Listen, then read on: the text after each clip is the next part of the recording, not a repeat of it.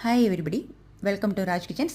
பனி நேரத்தில் நம்ம பட்டை மிளகாவை எப்படி எடுத்து வச்சா அந்த பிளாக் கலரில் உள்ள பூசணம் பூக்கிற தன்மை இல்லாமல் கொண்டு வர முடியும் அப்படிங்கிறது தான் பார்க்க போகிறோம்.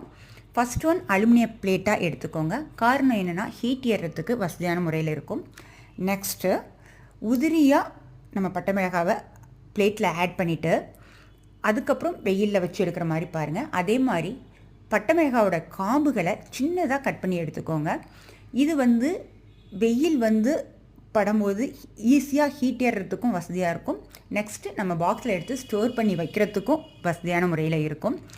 12 மணியில் இருந்து 3 மணி வரைக்கும் வச்சு எடுக்கிற மாதிரி பார்த்துக்கோங்க பனிக்காலத்தில். காரணம் என்னென்னா அதுக்கு மேலே கொஞ்சம் கூலிங் தன்மை வந்துடும். ஸோ அந்த மாதிரி வச்சு எடுத்துட்டு அந்த வெதுவெதுப்பு தன்மை சேஞ்ச் ஆனதுக்கப்புறம் பாக்ஸில் எடுத்து ஸ்டோர் பண்ணி வச்சுக்கோங்க. இது 3 மாதம் வரைக்கும் எந்த ப்ராப்ளம்ஸும் இல்லாமல் நல்லாயிருக்கும்.